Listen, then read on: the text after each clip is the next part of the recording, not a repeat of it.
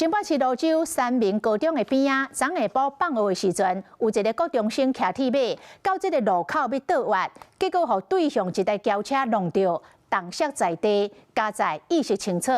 講當時雙方攏是青燈，一個要倒彎，一個要直行，講哪像就是攏互一台貨車砸到視線。路口車有夠濟，即個若是轎車都通過爾出來，弄到對面的腳踏車，即個騎腳踏車人重摔在地，袂頂袂當。即個畫面好真個過路人停落來看一個，攏着驚。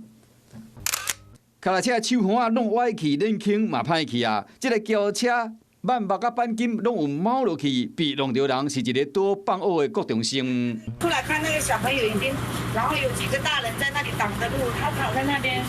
人行道那裡被撞到那邊去了。那個小朋友好像有噴飛了，救護員來的時候也給他跑過去。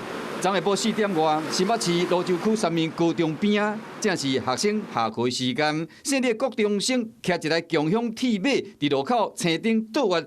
現場的駕駛賽車是要直行，可能是後貨車去砸到，才燒弄，加在這個國中生佫在人腳手受傷爾。車禍就發生在三民高中旁的這個五叉路口，平常車流量就很大，交通號誌也很複雜。汽機車、腳踏車甲過路人，為要直行，為要轉彎，這除了講要遵守交通號誌以外，要隨時注意，才會當避免有死亡。騎士受傷送醫治療，經檢測雙方酒測值均為0，詳細肇事原因待後續調查釐清。高中生佇放學的半路，煞貨車弄到。即通過路口一定要小心兼謹慎，安全轉去上要緊。Hello， 我是蔣新梅，想要搶先掌握最及時的新聞資訊嗎？趕快訂閱、按讚、開啟小鈴鐺，鎖定華視新聞 YouTube 頻道。